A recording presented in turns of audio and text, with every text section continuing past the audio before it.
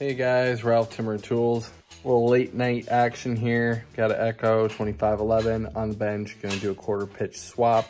The tip finally blew out on the 3/8, and I've just been kind of meaning to do that. Just a backup saw to have on the truck, and usually one of the other guys might use it if they're climbing. So let's get right to it. All right, here's the components we need. We got the Echo 2511. Ooh, zoom in. There we go. 8 teeth, quarter pitch. This was from Little Red Barn. Oh, littleredbarn.net. Not getting paid to say that. Just telling you where I got it. Maybe I should ask them. Maybe I should. So there it is. This comes with a new bearing, everything. It's quarter pitch setup. I personally, you go with the Panther setups if you like. I run the Steel 65 drive link quarter pitch. Now, that's the catch. It's the 65 drives, okay? If you get 64, it's not gonna fit with the steel bar. They're gonna say, oh no, that bar takes a 64 drive length. Watch. It'll say that. And then it'll say, oh, for the MSA 161, 65. So that's what this chain and bar is originally intended for, and we're gonna do something somewhat sacrilegious and put it on this Echo. Alrighty, now it's reverse thread for those of you who don't know. Just gonna get on this. Oh,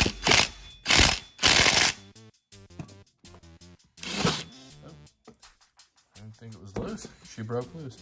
Usually it's pretty simple. They come right off. Okay, so it's reverse thread, so you turn to the right to loosen. You have this washer in here, and then this is your factory 3/8 clutch drum. So you can leave that bearing right on there. I'm gonna probably put a little bit of oil on it. Why not?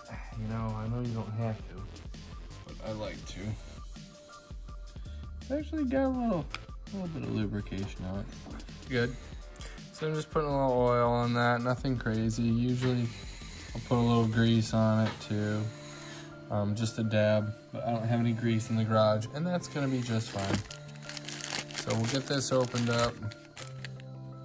And remember, we do get a new bearing. I'm just gonna leave the OE bearing right there. I never have these fail. I mean, I've been running these saws for a lot of years, and they really don't fail. And pretty much just put it on the same way. Came off, slide it right on. There's a little spacer. I'll show you guys that little nubby sticking out. We gotta make sure that lines up with one of the gears on one of the teeth on the sprocket. So it sits nice and flush. We have our washer. Put our washer back on. And remember, it's reverse thread. So we are going to take this and turn it to the left. I usually let the impact gun get a little bit of a running start. You don't have to tighten these down hard. They'll kind of self-seat. That's pretty much it. Nice and easy little bump. So that is now on, that is done. Make sure it rotates, feels good, feels smooth. And that's the hardest part of the job. If you guys don't know how to take the clutch cover off, you know, if you need me to tell you how to take this off, then I don't know if you should be trying this.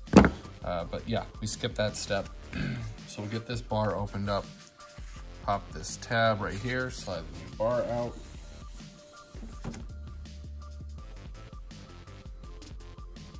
Oh, that's lovely. So nice. Okay. So we'll take that, put this on.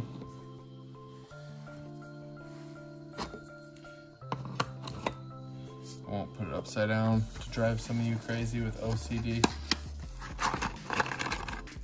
Okay.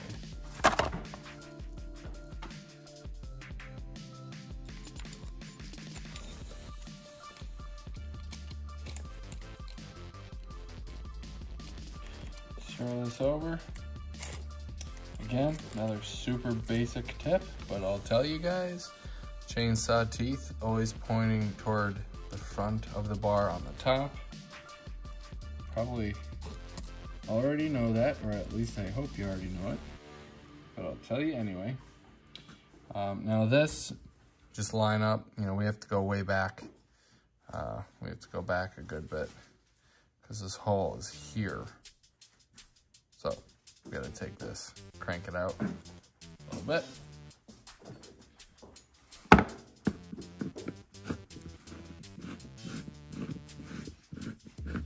It's nice there's no modifications needed on this. Like literally just pull everything right out of the bag, out of the box, throw it on there. You don't have to drill anything, you don't have to do anything. And I do this mainly because I'm running a tree service. So every single day, you know, I'm out and about, and usually I have spares and stuff like that. But if I don't, I can go to a store. Any steel store is mostly gonna have a 1/4 inch pitch bar and chain for like the pole saw, whatever. They might not have this chain, but good chance you're gonna mess this up. And you're probably gonna have a spare chain anyway. All right, so we've got this cranked all the way back. So we're gonna see if this lines up nice now. Pretty much all the way back. And it does. For the most part.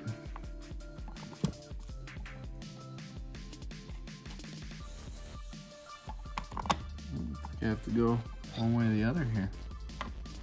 We're close. Close but no cigar. Let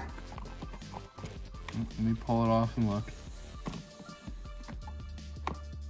Yep, I gotta go back just a little bit. It's enough to get started, and then that's pretty much it. Ooh, about all the way back. There we go. Slides right on. So we're gonna get this spun on here, so it's sitting nice and snug. We don't have to be super tight, just down where it's snug, and turn this out the other way just a little bit so there's pressure going against it because it's already kind of tight. And I will say, big tip that you guys need to know: do not over tighten these 1/4 pitch bar and chains. You will burn the tip up on this. You guaranteed will burn the tip up because, again, this is made for a pole saw, and I don't think they hold up super well to being over tightened. You want to have a little bit of play. This is going to loosen up because it's obviously brand new. Okay, make sure it's off. Make sure that all spins nice and free. Go out and start that up. That is the 1/4 pitch swap on an Echo 2511. 12-inch bar and chain I find to be the sweet spot. Some guys run 14s, totally up to them. But there you go, guys. Enjoy.